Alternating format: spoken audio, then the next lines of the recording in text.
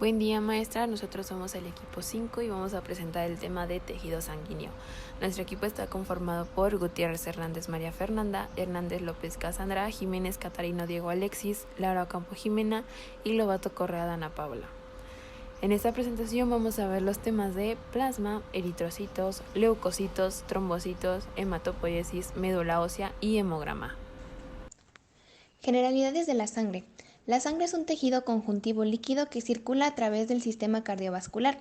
El volumen total de la sangre en un adulto promedio es de alrededor de 6 litros, lo que equivale aproximadamente del 7 al 8% del peso corporal total. La sangre se compone de células y un líquido con abundantes proteínas llamado plasma, por eso se le llama tejido, porque tiene células y tejido extracelular que es el plasma.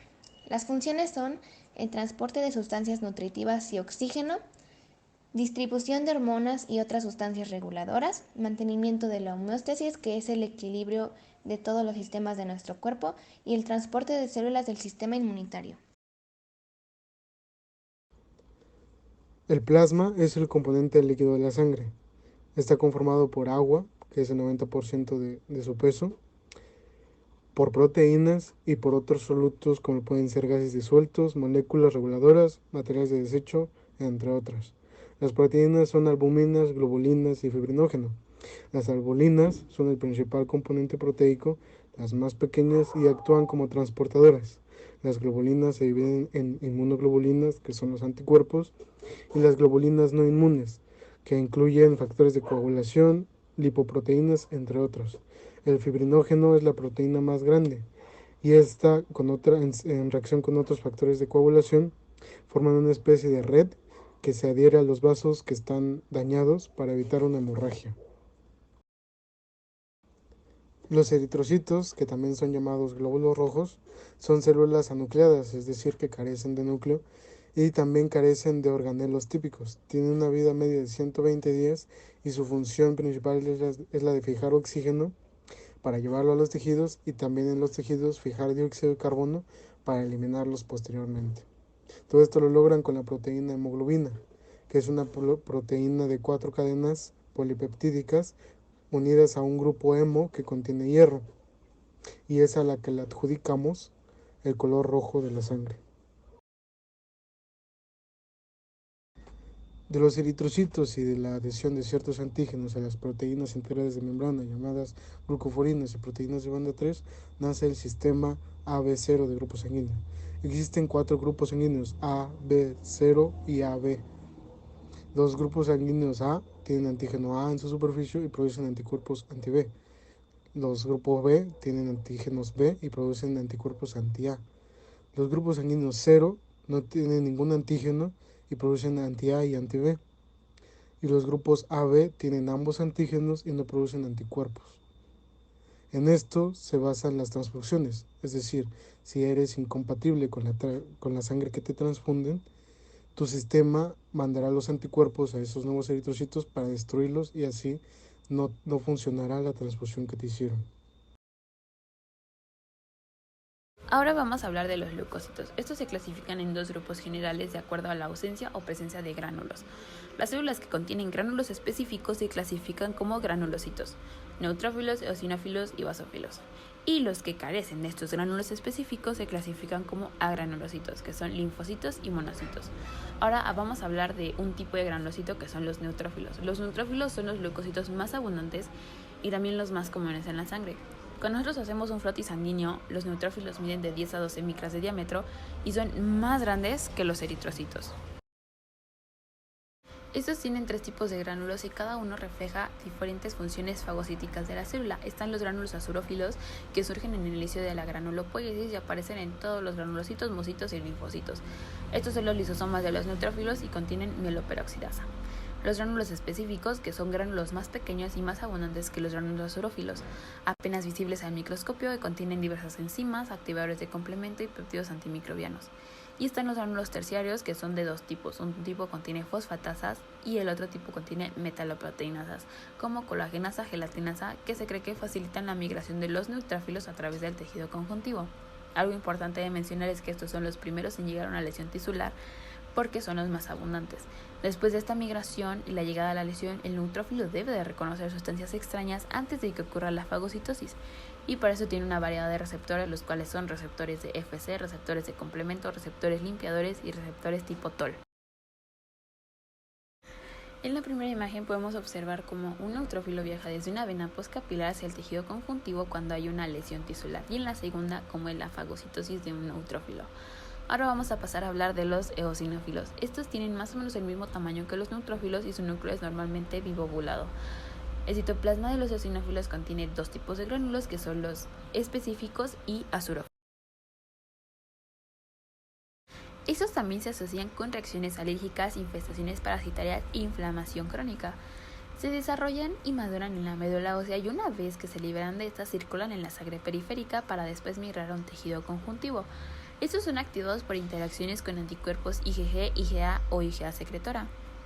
Al llegar a un sitio de reacción alérgica liberan alisulfatasa e histaminas para moderar los efectos deleterios en potencia de los agentes vasoactivos inflamatorios. Ahora vamos a pasar a hablar de los basófilos. Estos tienen más o menos el mismo tamaño que los neutrófilos y se llaman así debido a los abundantes gránulos grandes que hay en su citoplasma y se tiñen con colorantes básicos.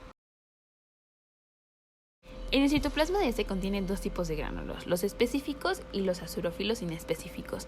Los azurófilos son los lisosomas de los basófilos y contienen hidrolasas ácidas lisosómicas. Y los específicos contienen gran variedad de sustancias y también presentan una textura granulada. Ahora vamos a hablar de los linfocitos.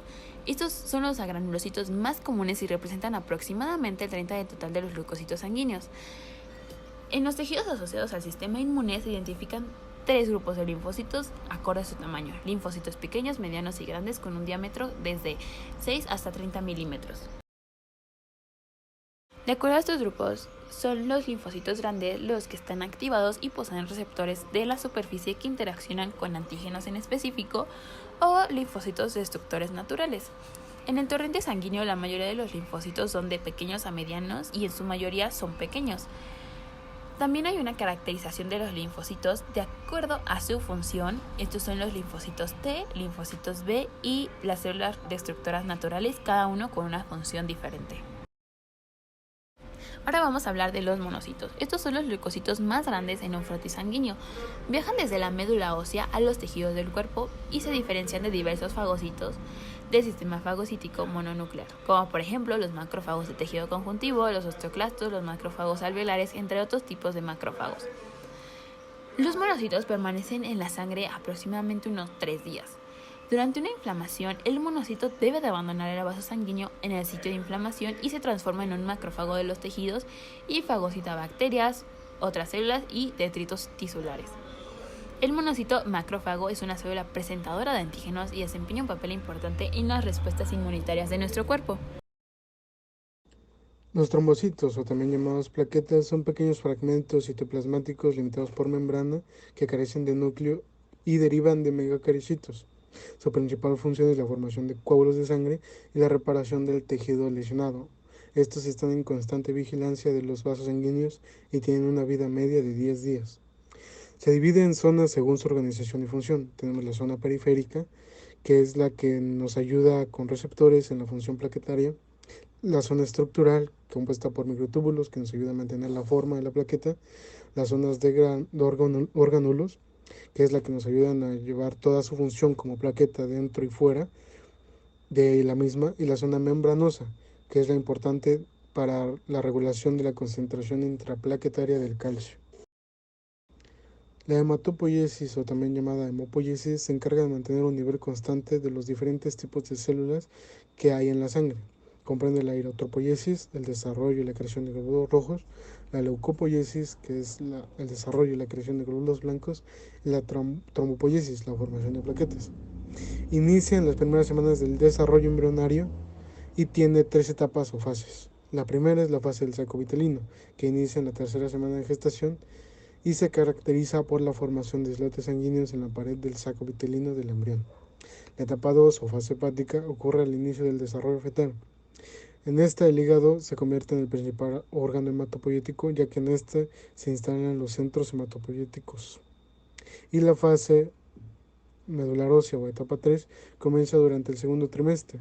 Ocurre en la médula ósea y en otros tejidos linfáticos. Después de nacido, la hematopoiesis solo se lleva a cabo en la médula ósea roja y en algunos tejidos linfáticos. Eritropoiesis es el proceso de formación de eritrocitos. Todo comienza con una célula CMP, que es un citoblasto mieloide común. Gracias a la eritropoyetina y a la interleucina 3 y 4, pasa a ser un MEP, que es una célula progenitora de megacariocitos o eritrocitos. Gracias al factor de transcripción GATA1, esta pasa a ser una ERP, que son progenitores sensibles a la eritropoyetina predestinados a convertirse en eritrocitos. Luego de esto se forma por división mitótica un proeritroblasto, que es grande, con un núcleo esférico con 1 o 2 nucleolos y tiene ribosomas libres. Luego de esto se forma un eritroblasto basófilo, que es más pequeño, tiene un citoplasma muy basófilo con un núcleo más pequeño y más heterocromático. Heterocromático significa que es un poco más oscuro. Luego de esto tenemos que se forma un eritroblasto policromatófilo, que es la última célula que sufre mitosis. Aumenta la producción de hemoglobina, el citoplasma adquiere un color gris o lila pálido y es más pequeño que el eritroblasto basófilo. Se le llama policromatófilo porque el citoplasma es ácido por los ribosomas que hacen la hemoglobina y tiene acidofilia y basofilia. Después de esto se forma un eritroblasto ortocromatófilo, que es un normoblasto. Tiene un núcleo pequeño e hipercromático, que significa que es más oscuro, y se torna acidófilo ya que tiene un poco de basofilia. Luego pasa a ser un eritrocito policromatófilo, que es un reticulocito. Se le llama policromatófilo porque ya expulsó su núcleo y pasa a la médula ósea. Un reticulocito es un eritrocito que es inmaduro. Luego de esto ya se forma un eritrocito, el cual se excreta como acidófilo, tiene un disco bicóncavo, mide de 7 milímetros a 8 milímetros de diámetro y tiene una vida promedio de 120 días. Este ya está fuera de la médula ósea roja. La cinética de la eritropoiesis. La mitosis ocurre en proeritroblastos, los eritroblastos basófilos, los eritroblastos policromatófilos. La formación y la liberación de eritrocitos son regulados por la eritropoyetina, que es una hormona glucoproteica sintetizada y secretada en el riñón, como respuesta a la disminución de oxígeno. La cinética de la eritropoiesis. Cuando tenemos un eritrocito viejo, a los 120 días se vuelven viejos. Entonces los macrófagos del vaso, de la médula ósea y del hígado los degradan y los fagocitan. Luego el grupo hemo y las globulinas se disocian y estas se hidrolizan a aminoácidos para que se puedan reutilizar. El hierro del grupo hemo se almacena en el vaso como ferritina. Después, el resto del grupo hemo se degrada a bilirrubina unida a albúmina y esto se va a la circulación y se transporta hacia el hígado, se conjuga y excreta por la vesícula biliar como glucurónido de bilirrubina. Trombopoiesis. Un megacardioblasto es la célula progenitora de una plaqueta, pero antes de esto, el megacardioblasto proviene de una célula CMP y de una MEP como los eritrocitos. Después de esto se forma un promegacariocito, que ya tiene un poco más de tamaño, que son 45 milímetros de diámetro y un citoplasma mucho más abundante. Luego pasa a ser un megacariocito, que ya aumenta de tamaño por endomitosis. ¿Qué significa la endomitosis? Cuando los cromosomas se duplican. Y luego se forman las plaquetas. Estas se producen constantemente en la médula con una vida promedio de 7 a 10 días. La médula produce de 1 por 10 a la 11 plaquetas aproximadamente, pero puede aumentar 10 veces más en alguna emergencia como en alguna herida. Granulopoiesis. Les presento a nuestro amigo Ben, el cual es un adolescente madurando con muchos granitos en la cara y da la excelente especificación y representación de nuestras células granulocíticas, las cuales son basófilos, eosinófilos y neutrófilos. Es de ahí la palabra Ben. Estas células forman parte de nuestro sistema de defensa y también son parte del 60 al 65% de nuestros elementos nucleados celulares. La granulopoiesis se enfoca en el proceso de formación y maduración de estas células, de estas Ben. La cinética de la granulopoiesis se desarrolla desde la médula ósea. El proceso aproximadamente dura 11 días, en donde 7 días es para la formación y maduración y 4 días es para su reserva. Esta empieza desde la célula mieloblasto, la cual se transforma a ser un promielocito, el cual se vuelve un mielocito y de ahí se desencadenan a ser un metamielocito. Después se segmenta en banda y después se segmenta por completo, en donde salen los eosinófilos, basófilos y neutrófilos. Monopoiesis. Este es un proceso de formación de monocitos y esto es gracias a partir de la unidad formadora de colonias monocíticas. Aproximadamente dura 2 días y dura 1 día en circulación sanguínea. También migra a tejidos y experimenta cambios morfológicos y metabólicos. Este está regulado por factores estimulantes, los cuales son activadores de la función fagocítica. Primero que nada se empieza por el monoblasto, después madura y se convierte en promonocito, vuelve a madurar y ahora sí se convierte en un monocito, en el cual se deriva a un macrófago y a un histiocito. Después tenemos la linfopoiesis. La linfopoiesis es el proceso del desarrollo hematopoyético, en el cual se forman los linfocitos y las células NK, que son las células natural killers. Todo esto a partir de una célula madre hematopoyética. Y en la linfopoiesis tenemos diferentes procesos. Primero está el linfoblasto, que es un tamaño pequeño, intermedio, tiene un núcleo redondo, cromatina fina, nucleolo, muy poco visible y es de citoplasma escaso. Después está el prolinfocito, que mide entre 11 y 15 micrómetros de diámetro. Su núcleo es esférico, tiene la cromatina ligeramente condensada y tiene un nucleolo prominente. Después está el linfocito grande, que mide de 12 a 16 micrómetros de diámetro. Su citoplasma es más abundante y el núcleo puede localizarse excéntricamente. Después está el linfocito intermedio, que mide de 8 a 10 micrómetros de diámetro. Su núcleo es redondo y este ocupa la mayor parte de la célula. Y por último, el linfocito pequeño, que mide de 7 a 8 micrómetros de diámetro, tiene un núcleo grande, puede o no tener retículo endoplasmático y tiene un pequeño aparato de Golgi. Después tenemos lo que es la médula ósea. Este es un tejido suave y esponjoso que tiene demasiados vasos sanguíneos. Esta se encuentra en la mayoría del centro de nuestros huesos. Y vamos a ver que existen 2 tipos de médula ósea, la roja y la amarilla. La roja es la que va a contener las células madre que se van a transformar en los glóbulos rojos, blancos y las plaquetas.